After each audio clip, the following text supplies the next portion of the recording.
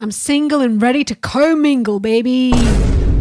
There are 8 criminal charges in total against Sam, which include wire fraud on both lenders and customers, conspiracy to commit wire fraud on both groups, conspiracy to commit both commodities and securities fraud, as well as conspiracy to commit money laundering. They've not allowed him bail, I believe.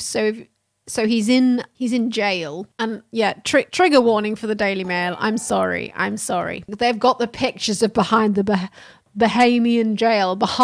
Is it Bahamian or Bahamian jail that he's in? It does not look pretty. The prison is notorious for chronic overcrowding as well as rodent and maggot infestations. I love how they just like let the press just into the jail like that. Like, yeah, come on, let's have a guided tour. Come on. This is the current state of the service. They'll change one of these old regular files.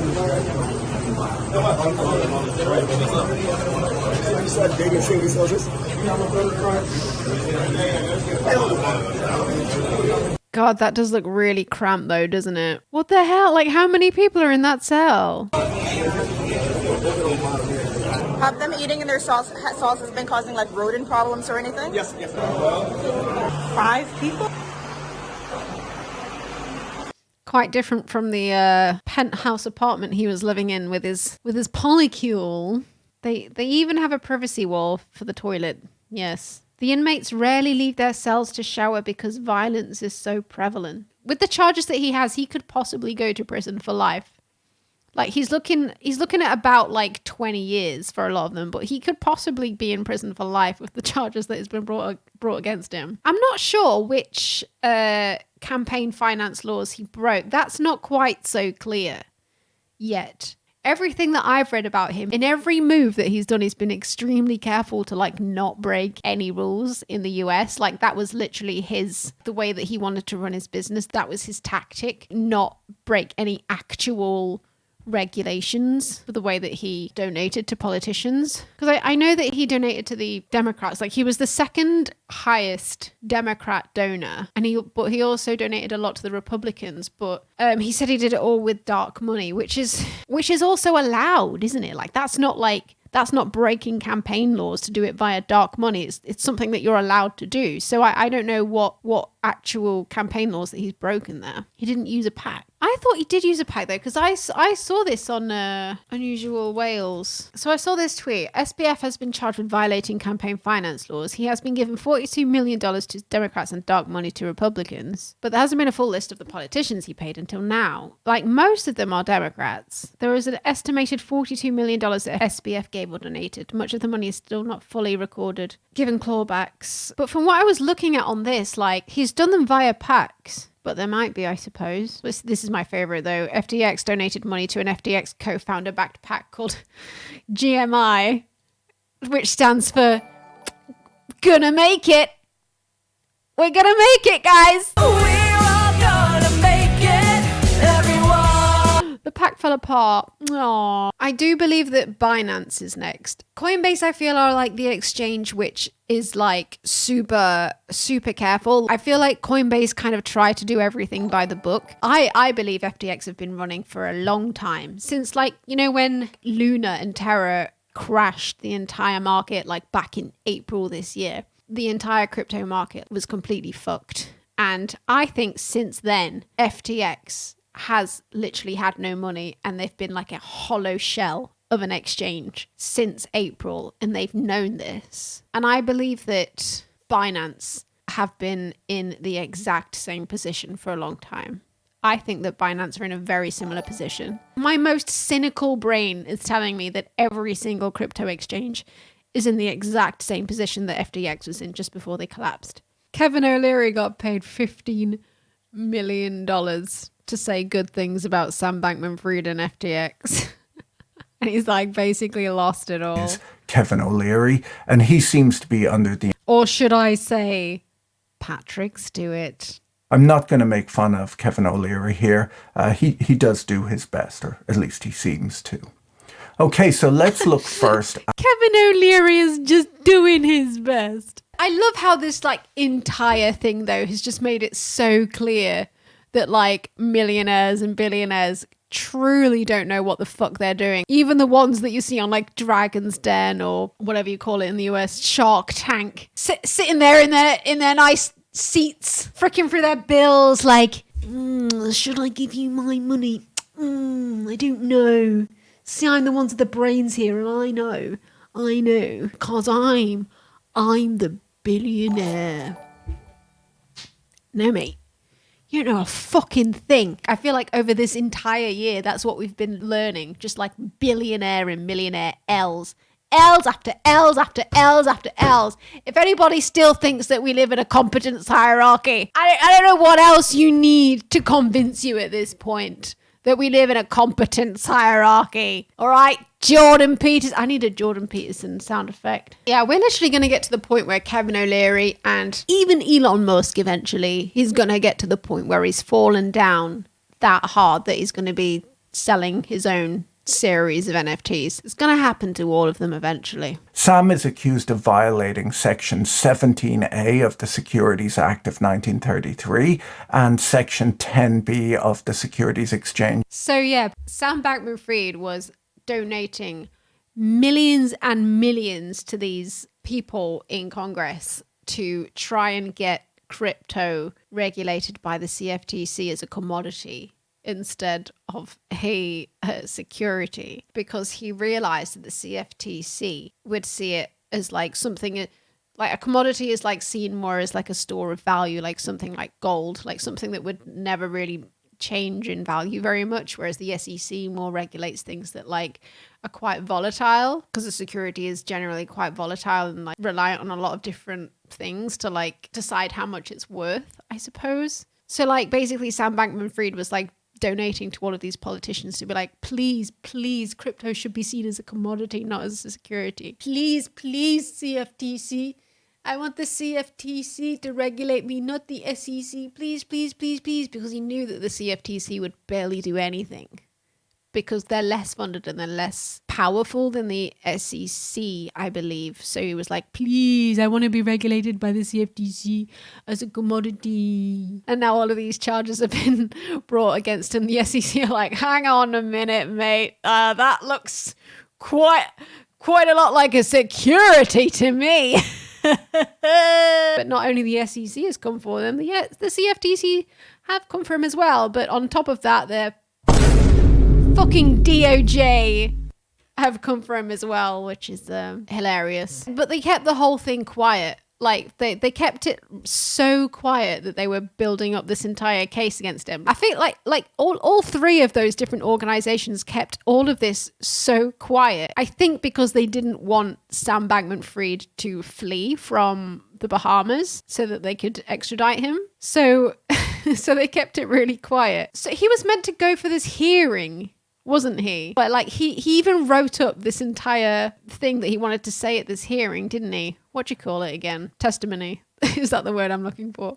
But then he got like arrested the day after. So I feel like they like set up this hearing and did all of that on purpose just to make him think that he wasn't going to be arrested. They were like, oh yeah, you're going to get to testify and you're going to get to like fight your corner again and do this whole like act where you pretend that you were really stupid and you didn't realize what was going on. And then literally the day before that he was supposed to testify, they were like, boom, you've been arrested, bro. And I feel like they did that entire thing just so that he wouldn't flee the Bahamas. I don't know. That's my conspiracy anyway. He got debated by the SEC. Hook, line, and sinker, baby. He was such like a sort of high profile criminal that they were probably thinking he's going to fucking flee. He's going to leave. And I do think he was a flight risk, very much so. But the hearing did still go ahead just without Sam Bankman-Fried there. But the new CEO of FTX, John Ray III, spoke and basically said,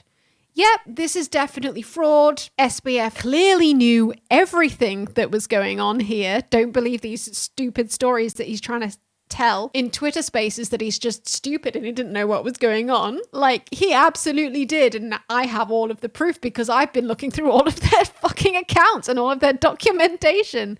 And it's very clear that he knew exactly what he was doing, and he was just hoping that he was never going to get caught and he was going to be able to buy himself out of this by basically paying his way through like all of these politicians, basically. That's what he was hoping to do in the long run, but it all came crashing down before he managed to pull it all off. There were virtually no internal controls and no separateness whatsoever. We know that there was sort of common control and access of authorized users at this most senior management level amongst all of the assets. So it's something we have to focus on. Yes, they did use QuickBooks for a multi-billion-dollar company. And yes, John Ray III is Enron's bankruptcy lawyer, and he said that it was worse than Enron. Actually worse than Enron.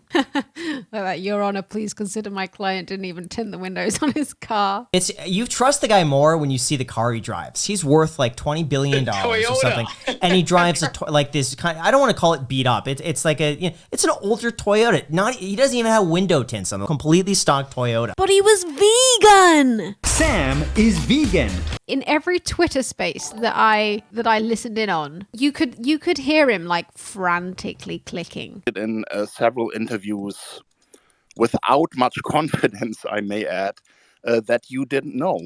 And by saying that, you are basically throwing Caroline under the bus. But it wasn't just then though. It seems like literally every single interview he ever did. He kind of had this obsession. He insisted on playing a game when he got interviewed, which makes me think that it was like a sort of comfort thing for him. This is where I give him a bit of a pass, because it seems to me that it wasn't like a rudeness thing, but it seems like to me it was like a bit of a comfort thing for him to be like doing something else while people were like interviewing him, closing all the porn tabs on his 6 monitors. There's this whole article about him that I'm trying to look for right now because they took it down. There's this VC firm called Sequoia Capital that invested in him, and they wrote up this entire extremely bootlicking article about him. But basically, like, in this article, he's called Adam Fisher, but he like interviews him, and like he was playing this game in this interview with him. The next day I finally get a chance to interview Sam Bankman-Fried. We meet in a tiny conference room. I'm prepared with the mic and MP3 recorder at the ready. SBF comes in with his laptop and opens it to start playing his new favorite computer game, Storybook Brawl, before he even sits down. This entire article is like so like completely bootlicks Sam Bankman-Fried. One of the questions he asked him is like, I open with a doozy. Am I ask, talking to the world's first trillionaire? Although it's admittedly a stupid question. It's not as stupid as it sounds. SBF has a net worth, as estimated by Forbes, that's higher than the vast majority, 80% of the world's billionaires. And yet, he's only gotten started. FTX is a company in its infancy. The reason that Forbes thought that this guy was so rich is because SBF was sending Google Sheets to like prove that he was a billionaire to Forbes. He was like sending just some Google Sheets that he just fucking made up. And like Forbes, they knew. So Sam, would you describe your dick as large, huge, or monster? That was basically the entire media. But basically, SBF was like sending Google Sheets to Forbes to try and prove that he was a billionaire. Basically, these Google Sheets had made up numbers on them, right? But Forbes just believed it, of course. Irish red. But basically, like, he would send these bogus accounts to people. You know, even people like Forbes were like, oh yeah, cool, you're clearly a billionaire then. When it came pretty fucking obvious that when the bankruptcy was filed, that all of his supposed billions were in these FTT tokens, which are like the native tokens to FTX, right? So basically, because they were the native tokens to FTX, he could basically give those tokens whatever fucking value he wanted to, really. It didn't fucking matter. The sort of like analogy that I thought of for this was like basically, there's a supermarket in the UK called Tesco, right? And they have these things called club card points, right? Because FTT tokens, they kind of served as a sort of a loyalty point, like a loyalty token for if you use the FTX exchange. Club card vibes, yes. So Tesco in the UK, they have club card points. And it's like if club card basically made up the value of one club card point and then printed a load of club card points because they can do that. And then they made up the value of those club card points. And then they used that. Say they like sold, a few club card points to a few people because they reckon they were worth, a few pennies each. And they were like, oh, because these were sold for a few pennies. So we decided to print trillion club card points. So they must all be worth the exact same amount that those people paid for those club card points. When in reality, Tesco's never going to be able to sell that many club card points because only people in the UK even know what fucking Tesco is, right? And just like imagine on top of that, like loads of people have lost faith in Tesco or supermarkets as a whole because like back in April, say, there was a huge like supermarket crash, right? And loads of people who'd bought club card points had like bought groceries with those club card points and then got those groceries home and realized that those groceries were all out of date and inedible and completely useless. So since then, everyone's realized that club card points are even more worthless. Super. Is this a good analogy? And then basically the CEO of Tesco is going, I'm a multi-billionaire, baby. And then when you look at Tesco CEO's accounts, you realize that half of it's in club card points that nobody gives a fuck about. So he sent details to Forbes about his supposed riches. Here it is. Here's the Google sheet. He's like, he's like, yeah, these are my club card points, right? This is what they're apparently worth. And like all of these other tokens as well, they're not worth what he's saying that they're worth. Obviously, FTX equity turned out not to be what he said it was worth either. There are a lot of like random tokens that supposedly making him very rich, but they were all based in like projects that nobody gave a shit about anymore, which is true of a lot of Web3 projects. Like a lot of Web3 projects were just used as marketing tools to get people to buy crypto and to get people to invest in certain DAOs and into certain products and just into certain coins. But then like after people like lost faith in the crypto ecosystem as a whole, basically all of the projects got completely abandoned as well. So a lot of the tokens, which are supposedly worth a lot of money, are not worth anything anymore. And basically he was also saying, oh yeah, I've also got all of these tokens as well.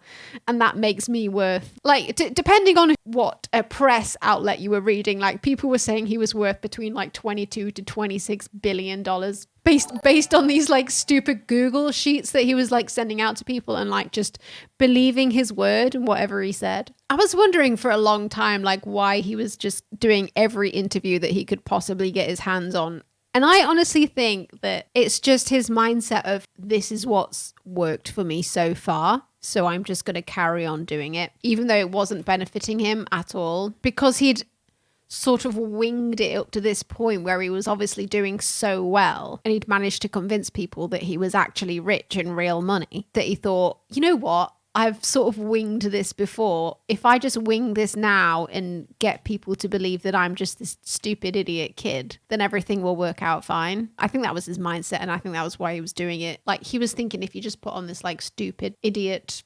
inexperienced persona, then he'd get like maybe less of a sentence or get let off a little bit more lightly, or like maybe he wouldn't scare off every single investor and maybe some of them would stick with him, because some of them did want to stick with him after all of it happened.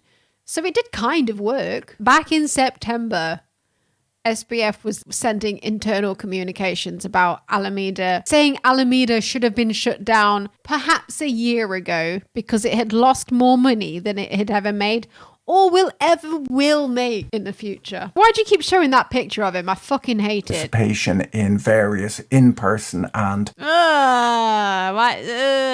this is why you know why they took this picture though? It's because this is the beanbag that he slept on next to his desk in the FTX headquarters in the Bahamas. it's like he's a student. Like, ooh, he's so different. Like, he doesn't go home after finishing a day of work. He just sleeps in the office and takes naps every now and again. Ooh, it's like I'm investing in something new and exciting. And like, that was his whole thing. And this fucking beanbag was like part of that.